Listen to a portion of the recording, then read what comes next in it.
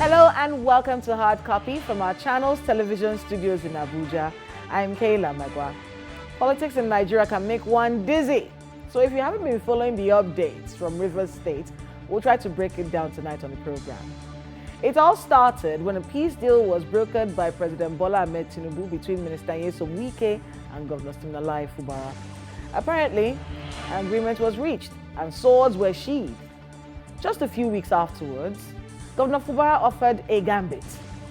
He joined the APC after his state assembly did the same. Fubara's gambit was received by the presidency, but at what cost? Minister Wike would have none of it. He's digging in his heels, touring all the local government areas in the state, declaring unfettered support for the president. He will not be buried politically, he says. He will make sure Governor Fubara doesn't get a second term in office. Agreement is agreement. Meanwhile, he has to deal with the strange dynamic of selling a party he is still not a member of, trying to control the state structure of the APC while he's in the PDP, and even more complicated, the national leadership of the APC say Governor Fubara, now of the APC, is the leader of the party in the state. And this rift with Ajibola Bashiru, National Secretary of the All Progressives Congress APC, is complicating matters a bit more. One party says, don't bring PDP-type politics into the APC. If you're so obsessed with Rivers State, resign your ministerial position and focus on Rivers State. The other party says, keep your hands away from Rivers State. It is a no-go area. If your hands get burnt, don't say I burnt it. And now, the Rivers State Assembly has started impeachment proceedings against Governor Wike-Fubara, a move that has led to an uproar across the country, with many people asking for President Bola Ahmed Tinubu to intervene in this matter again. Will he? Should he? Can any peace be found at the end of this particular tunnel? Again, tonight we discuss Rivers State politics on Hard Copy, with a man who tried to become governor of Rivers State in the last election. He has over the years called himself the leader of the APC in the state. He says Governor Fubara's defection is invalid, so to speak. What does that mean?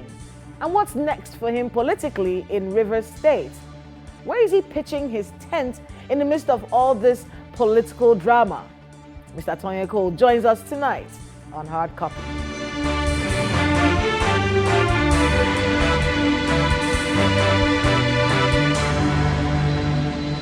Mr. Tonye, welcome again to Hard Copy. Always a pleasure to be here. Happy New Year, by the way. Happy New Year to you. But your year is starting off with a bang in Rivers State. Yeah. Everyone is talking about your state. Now, I'm going to start off with you.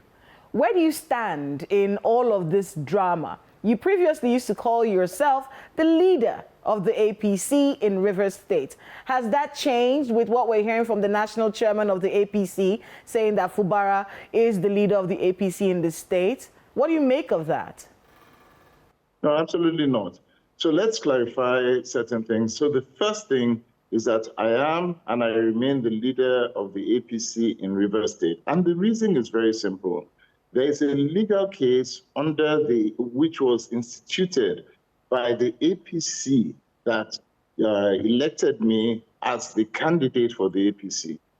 That is the Emeka Beke-led APC. That case was won in court that recognizes that as the APC leadership and APC of Rivers State. So I stand on that. And that is legal and that is fact. Every other person who claims to be chairman, leader of APC and all of that, unless they come under that faction, they don't exist as far as the law is concerned. So you're referring to that issue between Beke and I think Mr. Okocha, for the leadership, the state leadership of APC in Rivers State. Where do things stand on that particular matter? Because both sides are laying claims to that office. But it does feel like both sides have different opinions on how the APC should be led in the state. And that's true, and that is rather unfortunate. But politics, in a lot of cases, is about court cases and what the law says. And so when we talk about what the law says, the Emeka Bekele faction of APC went to court, and there was a high court ruling that declared them as the authentic leadership of APC in the state. And that's where it is. Now, it's in appeal court right now, and until that case is vacated at the Supreme Court, that is what stands. Every other thing is academic. In a previous interview, you had said that the faction that welcomed Governor Simlala Wike-Fubara into the APC is not the original faction of the All Progressives Congress. Could you break that down a bit for us? Okay. So I'm very careful about the future of the APC because I have been a victim of a case where we stood, we ran, we had primaries. I was the candidate of that party. We did elections, we campaigned, and 2 weeks before going to the ballot, the Supreme Court ruled that the very foundation under which everything had been done was erased. And suddenly the entire APC, every candidate from councillor all the way to gubernatorial candidates in Rivers State, extinguished overnight. And as a result of that, we could not participate in the 2018 election. And I am concerned and deeply concerned that if the APC at the national does not sit down to work with me on how to ensure that that is not the case, then we would end up in a scenario where APC does not have a candidate on the ballot. And we don't need that at all. And so the only way to do that is that myself, the national chairman, the president, who is the leader of the party, must have a conversation about how to save APC in Rivers State. We are moving in a very, very, very wrong direction currently. Getting Governor Fubara to come into the APC is always will be seen as an astute political move. And there's no one, myself inclusive, in the APC that is against that. However, where the problem is that having asked him to come to the APC, who is the one now welcoming him into the APC? Who is the one issuing him with the ticket or the membership card of the APC? Where is he registered under? Now, the Tonye culture-led faction of the APC is not a legally recognized faction of the APC. And that's where the problem is. So even though he is in the APC and recognized nationally as a member of the APC, the group that has welcomed him is not legally recognized. And so I've said simply that he should come. We will recognize him. We will welcome him because we have the legal standing to do so, and that will protect him in any future dealings with the APC or any political party moving forward. He's not safe where he is. So another declaration to the Bekele, at least to you, your part of the APC. Is that what you want him to do? Another declaration? He doesn't need to do another declaration. He should just come so that we can register him and all of that and acknowledge that legally this is the right place to be. Truly, he is on very shaky legal ground. And even though he is seen in the APC, he is not legally in the APC as it stands. That's a very dicey situation. Very, very dicey. What do you think is the holdup? Why do you think he hasn't done that? Have you reached out to him to explain this to him? And I'm referring to Governor Wike-Fubara. Yes. So I've sent envoys and emissaries to put this out. I'm on national TV doing that as well, because I believe that when you do not study or you don't know that there is a case that is detrimental to you and you don't study, then it can catch you by surprise. And I really do not want the APC to be caught by surprise again in Rivers State. It has happened before, and I was the direct victim of that. First of all, directly from my lawyers, the letter was written explaining exactly what the situation was. The National Party was brought aware of the case. It was sent to the legal secretary. It was sent to the national secretary. So they know, legal advisor, national secretary, sorry. So everybody is aware in the party that this is the case. Well, at least legally, formally, they've been made aware. I've also reached out to different members of the party to say, take this seriously, because it will affect not just Sim, but myself inclusive. It will affect everybody. It is not something that you can ignore. If Governor Wike-Fubara comes to your part of the APC, we don't even know how to describe this right now, but if he does show up to your part of the APC and, you know, people register him and all whatnot, would that then be you accepting that he's the leader of the APC in your state? Would you concede your leadership title to him? Yes. So under the constitution of the party and the way the party operates, once the governor comes in to the party, automatically he becomes the leader of the APC. There's no argument about that. That does not diminish who I am. It does not diminish my stature in the party. It does not diminish my voice. It does not even stop me from contesting against him at the primaries. It doesn't change any of that. He becomes the leader. We listen, we work together. But if I feel at that point that I have things to offer to the state in the primaries, I will contest against him. And it doesn't mean I hate him. It doesn't mean I don't like him. It just means that I have the right to run against him. But does that stop him from being the leader of the party as the governor on the legitimate APC? It doesn't stop him. As the governor, he becomes the leader, and I'm okay with that. What about the situation that we have going on right now with Minister Nyesom Wike? Some people have said, you know, that what he's doing, going from local government to local government, is his way of capturing the APC structure or the political structure from whatever area, capturing that political structure and then using it to deliver on whatever it is he wants to deliver in 2027 to the president. Is that something that you think about? And what do you make of him being a very important voice in this particular situation in Rivers State? Okay, so for me, it's been very clear. Where the minister stands right now is confusing the polity. And we cannot have any confusion, and that's why we see confusion in Rivers State. What do you mean he's confusing the polity?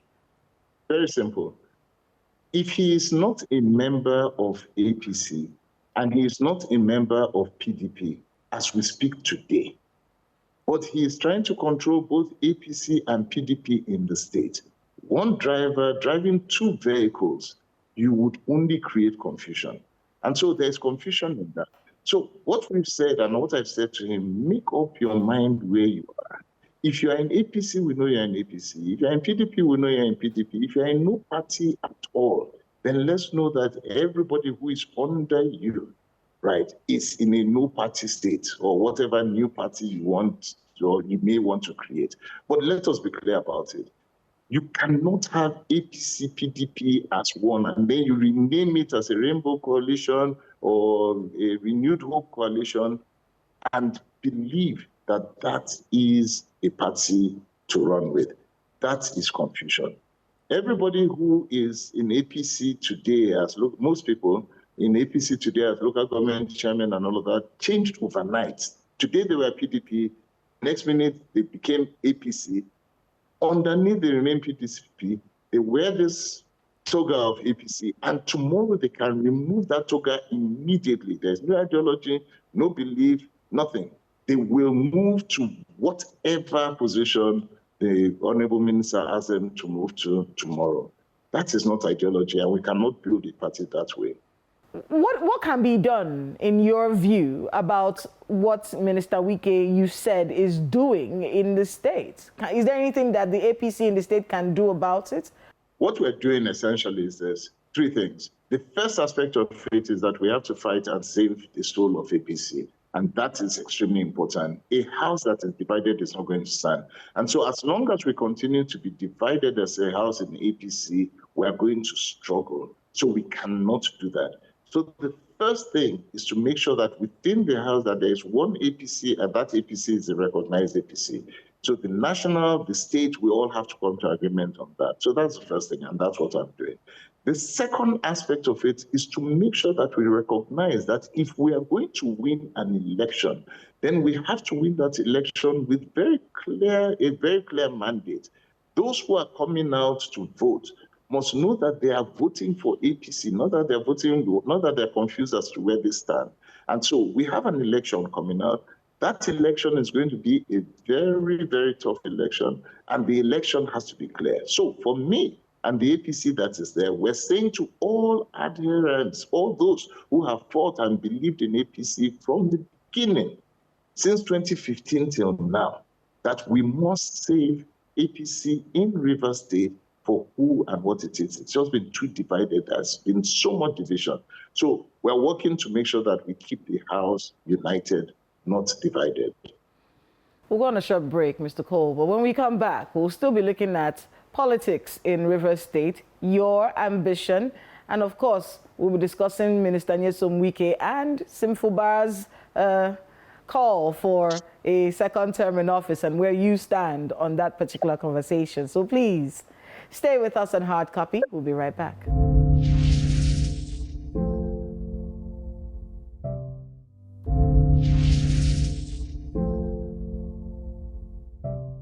Welcome back to Hard Copy on Channels Television. If you've just joined us, Mr. Tonye Cole joins us tonight, and we're discussing Rivers State, the APC, and all of the parties involved in this unfolding drama in this very important year. Thanks again, Mr. Cole, for being with us on the program. Always a pleasure, Kylie. All right, so let's talk about, Wike-Fubara, Governor Wike-Fubara. Of course, everyone is saying, he definitely would want a second term in office. I've heard the national chairman, I've heard everyone say, look, he's going to, he has to be more inclusive, get more people in. Where do you stand on that? Do you think he's not being as inclusive as he should be as governor? And this quarrel that has been on for years now, do you see an actual solution, some kind of resolution to this issue in the near future? I am absolutely convinced, my opinion, there will be no peace between Wike-Fubara, the governor of Rivers State, and his godfather, friend, mentor, whoever, Nyesom Wike, Honorable Minister of the Federal Republic. No peace at all. And that fight is what is consuming Rivers State today and what is stopping development from Rivers State. So I don't see any kind of peace between them. What is the genesis of this disagreement? It's very, very simple. The Honorable Minister, using whatever method he could use, he could deploy, was absolutely instrumental in ensuring that the governor became governor. He did everything. He campaigned, he did the campaign, he brought the money, he was at the forefront of it. He was the one making all the speeches during the campaign and all of that. He made sure he did whatever it took, all the way to the Supreme Court. And when I say whatever it took, I mean whatever it took. And so he felt and feels extremely betrayed by the governor for whatever reason they know this to be the case.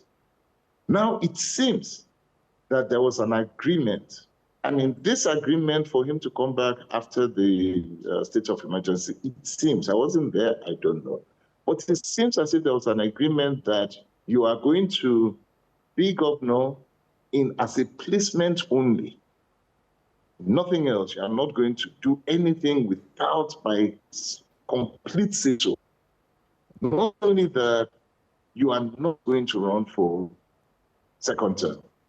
Now, it seems, again, that this agreement has been broken, and as a result of that, the Honorable Minister is adamant that Sim is not going to be a second-term governor. Now, that is their fight.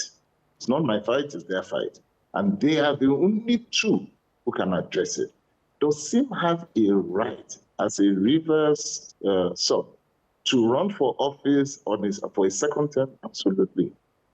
Whatever agreement he made, that's for him. Now, if he's honorable enough to stick to his agreement, that if he chooses not to stick to the agreement, would it be seen as a dishonorable act or not? Again, that's for them to judge. I am really not interested in their fight. What I know is that I have an ambition, I have a desire. Nothing is going to stop me from doing it, and I'm going to pursue it to its logical conclusion. They have their own fight. They're not going to come to peace, and I hope that they will both survive the fight at the end of the day, but that's for them to decide. I mean, I'll come to that point of both of them surviving this fight, but just to pick your brain, if you were the governor and you were in the situation that Governor Wike-Fubara is in, what would you do? I think the first thing to do is to reach across the divide and try and make sure that you win as many people over as possible. I think it is extremely unfair, totally unfair, to be neutered. You cannot do anything. You are sitting as a governor. You can't sign anything. You can't appoint anybody. I think it is just tremendously unfair. And so I really feel for the governor. And what would I do?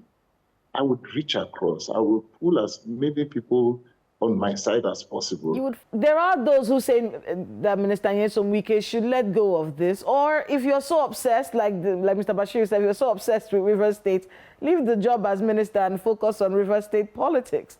Do you think some of these people who are worried that he may not come out of this with the kind of victory that he wants? The APC as a party needs to look at itself again internally and begin to decide that no individual is bigger than the party.